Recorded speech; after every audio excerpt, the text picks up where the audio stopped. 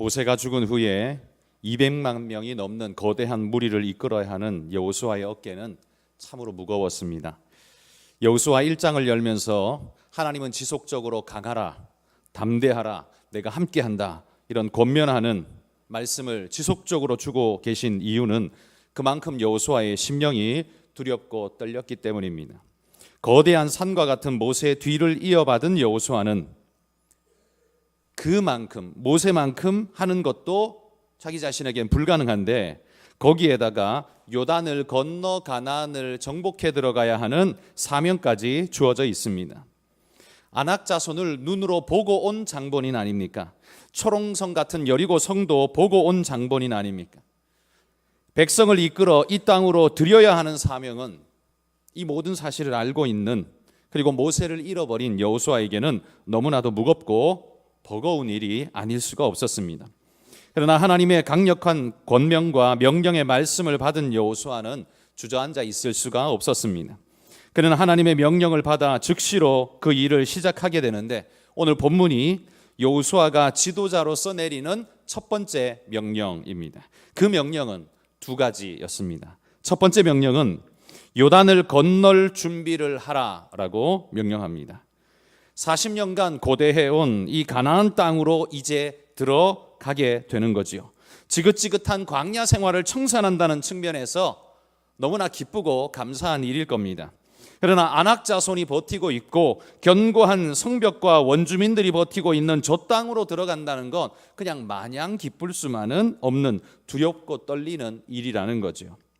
이렇게 40년이라는 긴 세월 동안 광야를 돌았는데 저 성벽 아래에서 몰살을 당하게 된다면 어찌 되나, 아마 이런 두려움이 마음속에 컸을 겁니다.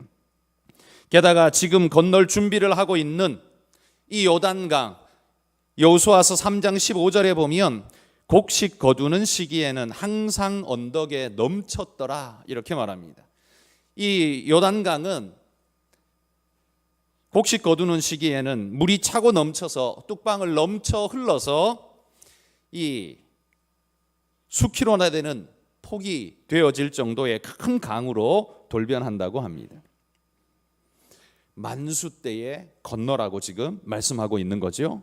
다시 말해 건너기가 가장 어려운 때 건너라는 명령을 하나님이 지금 내리신 겁니다.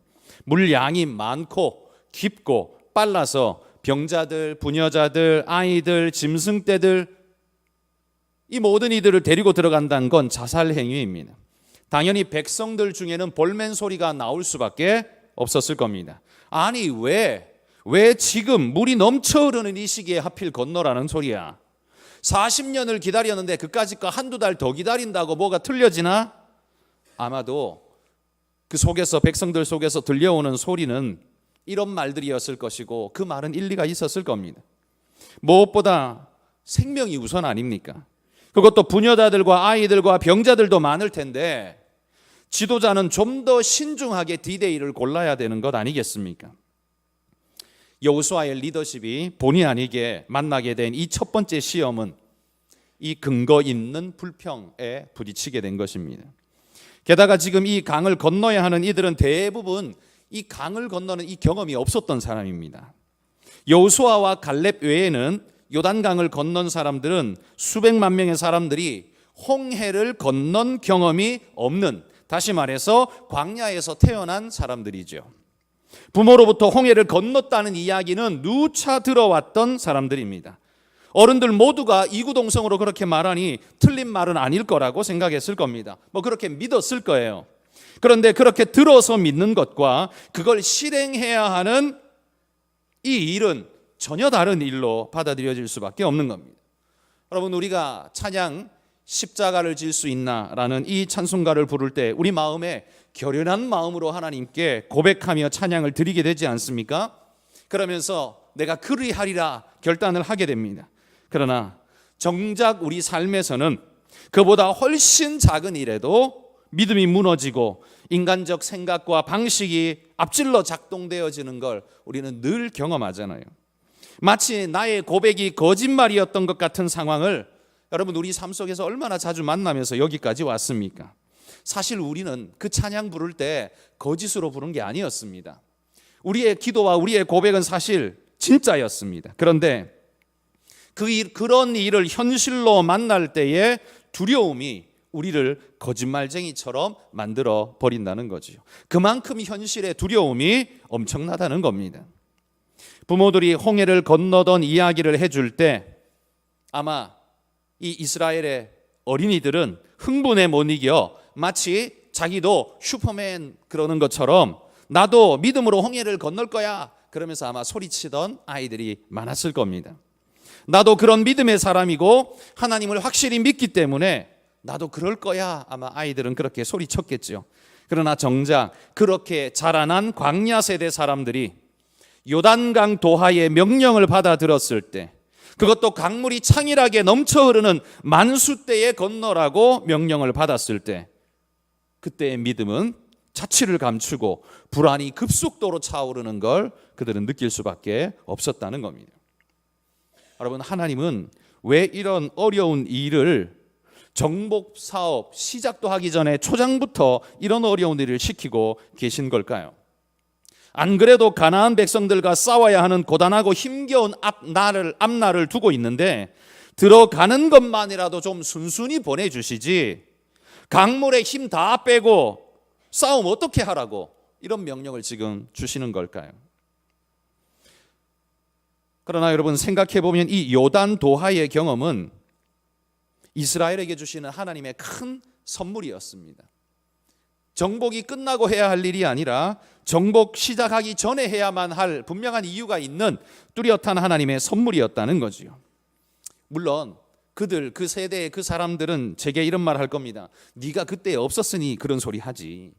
아마 이렇게 말할 수 있을 거예요. 하지만 어찌되었든 요단 도하의 경험은 이스라엘 백성들에게 큰 예방 접종이 된 건 사실입니다. 어떤 면에서 그럴까요? 저는 세 가지 면에서 큰 의미가 있었을 거라고 생각을 합니다. 첫 번째, 하나님의 살아계심을 확인했다는 측면에서 굉장히 큰 의미가 있다는 겁니다.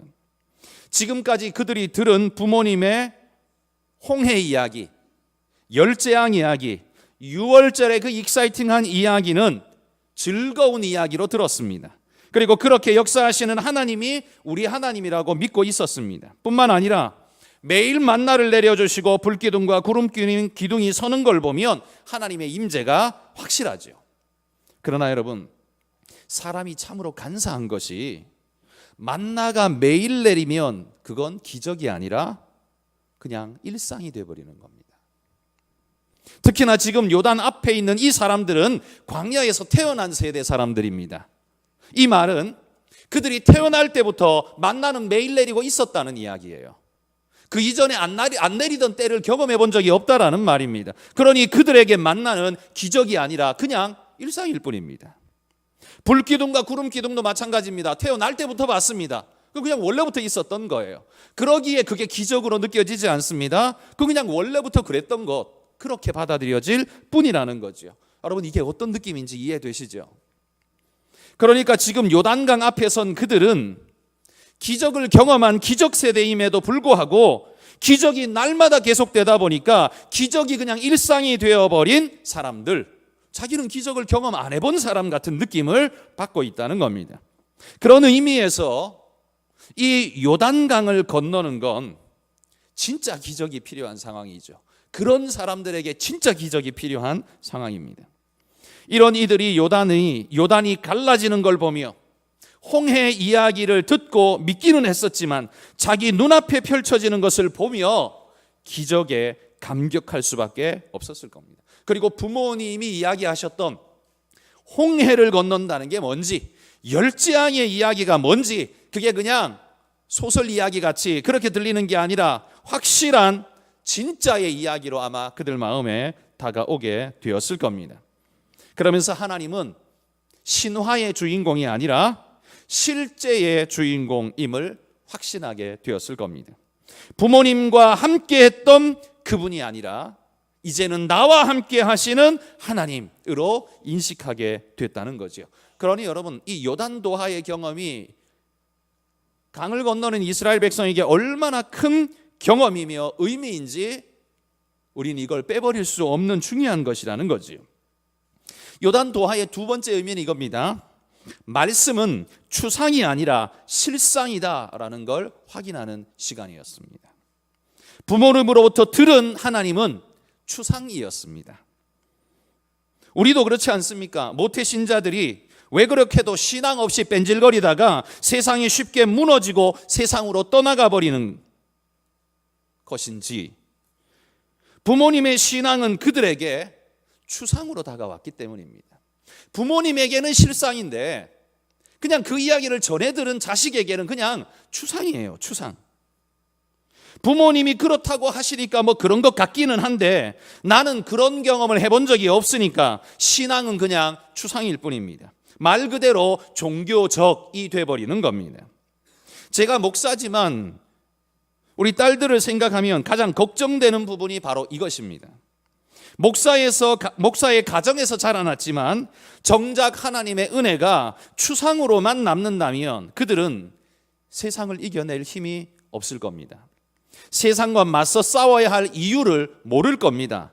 믿음으로 싸운다는 게 도대체 무슨 의미인지 무슨 개념인지 아마 모를 겁니다. 그저 적당히 기독교 문화를 만들어서 교회 나간다는 것으로 만족하며 사는 기독교 문화인 정도로 그냥 끝나버리고 말 것입니다. 이게 바로 추상적 신앙인의 위험성입니다. 그런데 지금 요단강 도하는 수백만 명의 이스라엘 백성들의 이 추상적 신앙을 실제적 신앙으로 바꾸는 놀라운 혁명적 시간이었다는 거죠. 하나님이 왜 가나안 전쟁을 앞둔 이 시점에서 먼저 힘을 빼고 위험성에 밀어넣는지 여러분 이해가 되는 대목 아닙니까? 요단 도하를 반드시 해야만 하는 이유가 우리의 하나님은 추상이 아니라 실상이다라는 거지요. 소설의 이야기가 아니라 실제 하시는 나의 아버지이시다.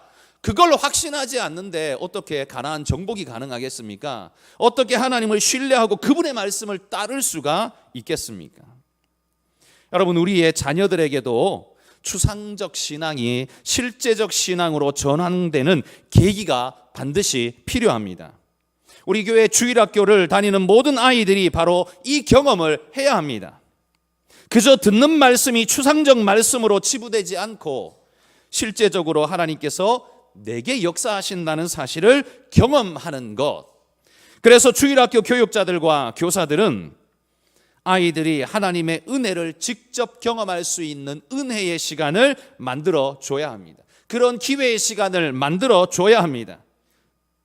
교사인 내가 잘 놀아줘서 교회 오게 하는 것, 여러분 그건 지금 오늘에는 효과가 있을지 몰라도 항구적인 효과는 없습니다. 그 선생님만 없으면 교회 안 나올 거기 때문에, 그 전도사님만 떠나면 교회를 떠나버릴 것이기 때문에. 그러나 여러분 전도사님과 선생님과 상관없이 그들이 실제적인 하나님을 만나면, 실제적인 신앙을 하게 되면 전도사님이 바뀌어도 선생님이 바뀌어도 상관없이 굳굳하게 그 믿음을 지켜가는 자가 될 것입니다. 한국교회 목회자의 대다수는 10대 혹은 20대에 예수 그리스도를 인격적으로 만나고 변화된 사람들이 대부분입니다. 저도 15살 나이에 주님을 만나고 인생이 변화된 사람입니다. 10대에 주님을 만나야 인생 전체를 주님께 드릴 수 있습니다. 그러니 여러분 주일학교가 얼마나 중요한가는 두말하면 잔소리가 되는 거죠. 우리 주일학교에서도 요단 도하의 경험이 있기를 소망합니다. 온실에서 신앙하게만 하지 말고 광야로 내몰아서 기도하게 하고 경험하게 하고 울부짖게 하고 고통받지만 그 고통 속에서 하나님을 만나게 하는 것, 여러분 그런 은혜의 역사가 우리에게 절실하게 필요하지 않겠습니까? 주님이 지금 이스라엘을 요단강 안으로 밀어넣듯이 우리도 우리 아이들을 요단강 안으로 밀어넣는 작업이 필요하지 않겠습니까? 그런 경험 속에서 은혜를 경험하고 돌이키게 될 때, 실제 하는 신앙이라는 걸 알게 될 때 더 이상 그들에게 기독교는 추상이 아니라 실상이 되고 현재가 되고 소망이 될 줄 믿습니다. 세 번째 이 요단 도하의 의미는요, 이 사건 이후에 주어질 모든 명령에 확신을 불어넣는 사건이 되는 겁니다. 이 실제적 경험이 하나님은 살아계시고 나와 함께 하신다는 확신으로 자라나서 요단강을 건넌 이후에 주어지게 될 모든 미션, 그 모든 미션을 두려움 없이 기대와 흥분으로 감당하게 만든다는 겁니다. 요단강도 가르치는 하나님이 이것쯤이야 못하랴, 이런 마음이 그들 마음속에 살아난다는 거죠. 그러므로 여러분, 요단도하의 의미는 매우 크고 깊습니다. 그건 그냥 물 한 번 건넌다는 단순한 이야기가 아니라 말씀이 현실이 되는 시간입니다. 부모님으로부터 들으며 자랐던 그 메시지, 하나님에 대한 이야기가 한낱 신화의 이야기가 아니라 실제의 이야기임을 확인하는 시간이라는 말이죠.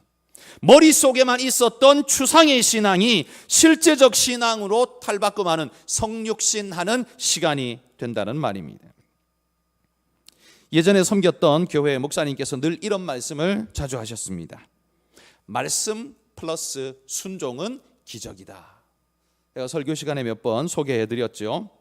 주어진 말씀이 그냥 그대로 있을 때는요, 그냥 추상입니다. 추상. 아무런 능력도 나타나지 않는 추상입니다. 그런데 거기에 내가 믿고 순종을 더했더니만 기적의 역사가 내 삶에 나타나게 되는 겁니다. 그래서 말씀 플러스 순종은 기적입니다. 그런데 저는 이걸 조금 바꾸어서 이렇게 한번 표현해 봅니다. 말씀 플러스 순종은 현실이다. 우리 신앙은 현실이 되어야 한다는 말입니다. 머릿속에만 있는 신앙은 아무런 힘이 없습니다. 서양 기독교가 무력하게 무너져간 것도 머릿속의 신앙이기 때문에 그렇지 않습니까? 그러나 한국교회의 신앙은 어떻습니까? 밤새도록 삼각산을 울리던 신앙이었습니다.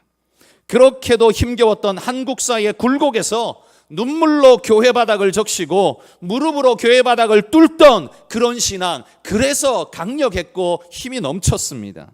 그 속에서 하나님의 은혜와 위로를 경험하면서 하나님은 진짜 살아계시다라고 느끼며 신앙을 했던 실제적인 신앙이 되었던 겁니다. 그래서 그 힘겹고 어려운 시간을 우리 믿음의 선배들은 넉넉히 이겨낼 수 있는 그런 증거가 있는 신앙인이 되었던 거죠. 그런데 지금 우리나라도 점점 추상적 신앙으로 흘러갑니다. 은혜의 실제적 경험은 없고 추상적 말잔치만 풍성합니다. 그런 의미에서 이번 특별 기도회가 여러분에게 요단도하의 기회가 될 수 있기를 소망합니다. 여러분의 기도 제목이 응답받는 기회가 되셔야 한다는 말입니다. 그래서 말씀 플러스 순종은 현실로 나타나는, 현실이다라고 말할 수 있는 그 확신이 우리 안에 일어날 수 있기를 소망합니다. 기억하십시오. 여호수아가 내리는 첫 번째 명령은 요단을 건너라는 순종의 명령입니다. 우리도 이 명령에 순종해서 순종의 길을 결단하실 수 있는, 그래서 요단을 건널 수 있는 믿음의 일꾼이 되시기를 축복합니다. 여호수아가 내리는 두 번째 명령은 세 개의 지파에게 형제들을 위해 먼저 건너가 싸우라라는 명령입니다. 르우벤, 갓, 므낫세의 절반 지파는 요단 동쪽의 푸른 초장을 땅으로 자기 지파 몫으로 받았습니다. 모세에게 달라고 간청했고 하나님께서 그것을 허락했습니다. 그런데 허락하실 때 조건이 있었습니다. 가나안 정복이 끝날 때까지는 너희가 형제들 앞서 나가서 싸워야 한다. 너의 처자와 가축은 여기 머물러도 되지만 너희는 너희 형제보다 앞서 건너가서 싸워야 한다라는 거죠. 자신들의 땅을 차지했다고 주저앉아 버리면 어떻게 되겠습니까? 이 두 지파 반이 주저앉아 버리면 나머지 9지파 반은 불평과 불만이 막 차오르지 않겠습니까? 그러니 나라의 분란을 일으킬 수 있는 이 일이 이루어지기 때문에 모세는 그들에게 엄명을 했습니다. 너희 형제들이 땅을 다 차지할 때까지 너희는 싸움을 계속 해야 한다라는 조건이죠. 그리고 그들은 그렇게 하겠노라 다짐했습니다. 여호수아는 하나님의 요단도하 명령에 따라서 제일 먼저 언약한 이 세 지파에게 약속을 따라 출정할 것을 명령합니다. 그리고 이 세 지파도 그 명령에 순종해서 우리는 범사의 모세에게 순종한 것 같이 당신에게도 순종하겠습니다 라고 약속합니다. 사실 모세도 죽었겠다. 이들은 그냥 땅도 받았겠다.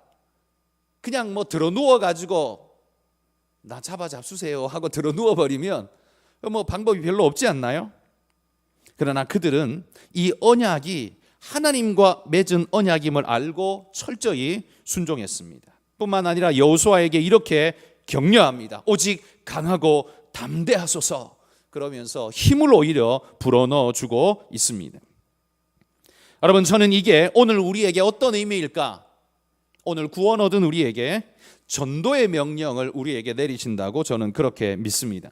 세 지파가 자신들의 땅을 분할받았다고 해서 주저앉아 버리는 것은 옳은 일이 아닌 것처럼, 우리가 그리스도의 구속함을 입어 구원에 이르렀다고 해서 전도 안 하고 주저앉아 버리는 건 옳지 않다는 말이죠. 하나님의 말씀을 들어 여호수아는 그 백성들에게 이렇게 명령했습니다. 우리 13절에서 15절까지 다시 한 번 더 한 목소리로 읽어봅시다. 여호와의 종 모세가 너희에게 명령하여 이르기를 너희의 하나님 이 땅을 너희에게 주시리라 하였나니 너희는 그 말을 기억하라. 너희의 처자와 가축은 모세가 너희에게 준 요단 이쪽 땅에 머무르려니와 너희 모든 용사들은 무장하고 너희의 형제보다 앞서 건너가서 그들을 돕되 여호와께서 너희를 안식하게 하신 것 같이 너희의 형제도 안식하며 그들도 너희의 하나님 여호와께서 주시는 그 땅을 차지하기까지 하라. 그리고 너희는 너희 소유지 곧 여호와의 종 모세가 너희에게 준 요단 이쪽 해돋는 곳으로 돌아와서 그것을 차지할지니라. 땅을 받은 그들에게도 형제들의 안식을 위한 의무가 주어져 있다라고 이렇게 말씀하고 있습니다. 그들이 안식할 때까지 너희의 의무를 잊지 말라라고 명령하는 겁니다. 우리가 예수님을 믿고 구원에 이르렀다고 해서 혼자 만족감을 느끼며 그냥 사는 건 명령 위반이다. 지금 그렇게 말씀하고 있다는 말이죠. 하나님은 우리에게 건너가서 그들을 도우라 명령하고 있습니다. 사도 바울에게도 환상 중에 보여주셨지 않습니까? 마게도냐로 건너와서 우리를 도우라. 여러분, 이게 그 사람 바울만 받은 명령이 아니라 우리 모두가 받은 명령이라는 겁니다. 우리가 주님을 믿고 구원에 이른 것으로 사역이 끝이 아닙니다. 전도의 사명은 여전히 우리에게 남아있고 형제들보다 앞서 나가서 싸워야 하는 의무가 있습니다. 주님도 승천하시면서 이렇게 명령하셨습니다. 그러므로 너희는 가서 모든 민족을 제자로 삼아 아버지와 아들과 성령의 이름으로 세례를 베풀고 내가 너희에게 분부한 모든 것을 가르쳐 지키게 하라. 이 명령은 누구도 대신할 수 없는 명령입니다. 르우벤 지파가 유다 지파에게 대신 시킬 수 없는 명령이라는 말입니다. 갓 지파가 아셀 지파에게 대신 보내어서 대신 좀 해라 말할 수 없는 명령이라는 말이에요. 저는 선교하는 우리가 이런 우를 범하는 것이 아닌가 하는 두려움을 종종 갖습니다. 우리를 대신하여 선교하러 나갔으니 저는 기도할 때 이 이야기를 참 많이 들었습니다. 여기까지는 틀린 말은 아닙니다. 우리 모두가 선교의 현장에 나갈 수 없으니 그들을 대표로 뽑아서 보냈습니다. 안디옥 교회가 바울과 바나바를 파송한 것처럼 말이죠. 그러나 여러분, 우리가 그들을 파송했다고 해서 우리의 전도의 사명까지 그들이 다 짊어지고 간 건 절대 아닙니다. 우리의 전도의 사명이 면제된 건 결단코 아니라는 말입니다. 여호수아가 말합니다. 14절 중반부터 보면 너희 모든 용사들은 무장하고 너희 형제보다 앞서 건너가서 그들을 돕되 여호와께서 너희를 안식하게 하신 것 같이 너희의 형제도 안식하며 그들도 너희의 하나님 여호와께서 주시는 그 땅을 차지하기까지 하라. 같이 하라는 겁니다. 명령을 그들만 받은 게 아니라 너희도 같이 하라는 겁니다. 너희에게도 전도의 명령이 있다는 거죠. 전도의 사명이 선교사 보냈다고 우리에게서 사라지는 게 절대 아닙니다. 한국교회의 이 엄혹한 현실에서 교회는 점점 줄어들고 힘겨워지는데 교회가 힘써 일어나지 않으면 결국 어떻게 됩니까? 선교사 다 귀환시켜야 됩니다. 왜? 파송할 능력이 없기 때문이죠. 교회가 쪼그러들고 사라져버리는데 선교사를 그 이국 만리에 어떻게 내버려 두고 그냥 방치할 수 있습니까? 지원도 못 해주니까 그냥 다 귀환시킬 수밖에 없는 거죠. 우리의 또 다른 측면의 선교는 선교 파송이 지속 가능할 수 있도록 전도 사역을 계속하는 겁니다. 우리의 전도 전쟁에 여러분 우리는 나서야 한다는 겁니다. 그런데 선교사 보냈다고 전도의 사명이 면제받은 것처럼 생각하는 건 100% 왜곡되어지고 틀려버린 생각이란 겁니다. 여러분 이 명령은 누가 대신할 수 없는 명령입니다. 그게 복음 전파의 명령입니다. 나는 나대로 여기에서 전하고 선교사는 그대로 선교 현장에서 전하는 겁니다. 여러분 우리의 생명이 끝나고 주님이 됐다 오너라 하실 때까지 우리에게 이 사명이 있다는 것, 우리의 형제들이 안식할 때까지 우리는 팔을 걷어붙이고 이 전쟁에 끝까지 뛰어야 한다는 사실. 이미 구원의 터전을 부여받은 우리이지만 요단강을 건너 형제들을 위하여 복음 전도의 전쟁에 참여해야 합니다. 주님이 그만하라고 하실 때까지 우리는 끝까지 가야 합니다. 여러분 나의 구원이 우리의 구원이 될 수 있도록 전도에 최선을 다해 노력하시기를 소망합니다. 내가 받은 구원의 축복을 내 형제들도 남편도 가족들도 동료들도 받아 누릴 수 있도록 요단강을 건너 가나안을 향한 행진은 오늘도 계속돼야 한다는 겁니다. 뭐 선교사 한 100명 파송해서 우리는 행진 안 해도 된다, 그런 게 어디 있습니까? 그들은 그대로 가고 우리는 우리대로 가는 겁니다. 이번 특별 기도회를 전도의 기회로 삼으시기를 바랍니다. 주일날 교회에 오는 게 부담스러운 사람들입니다. 예수 믿지 않는 사람들은 주일날 교회에 문턱 넘어오는 게 얼마나 어려운지 모릅니다. 그러나 그냥 주일 아니니까 저녁 시간 한번 잠깐 방문해 보자라고 여러분 이 시간에 모시고 오십시오. 그래서 이번 특별 기도회는요, 물론 제가 부임하고 난 다음에 특별 기도회 출석상을 초반에 주다가 다 말았어요. 왜냐하면 그 출석은 당연한 거지 그걸 뭘 상 줘야 되는 거냐, 다 정리해버렸어요. 근데 그 상을 좀 바꾸려고 합니다. 출석상이 아니라 많이 데리고 오신 분에게 상을 줘라, 제가 그렇게 말했습니다. 그래서 이번부터는 내가 출석을 100% 했다고 상을 받는 게 아니고 내가 전도해서 누군가를 데리고 와서 함께 예배하게 하면 상을 주도록, 격려할 수 있도록 그렇게 한번 해보자고 말씀드렸습니다. 여러분 이 좋은 잔치를 버려놓고 그냥 나 하나 먹고 떨어지는 게 아니라 이건 파이가 한정되어 있는 게 아니에요. 한 명이 들어도 똑같고 100명이 들어도 여전하고 10,000명이 들어도 여전히 에너지가 넘칩니다. 그러니 여러분 함께 듣고 오히려 함께 더 은혜를 누리는 그런 분들이 되시기를 소망합니다. 여러분 형제를 위해 일어나라, 주님이 그렇게 명령하십니다. 내 몫에 태인 십자가 잘 짊어지고 주님이 부르시는 그날까지 이 사명 감당하도록 기도하며 열심을 내시는 그런 우리 성도님들 되시기를 주의 이름으로 축복합니다.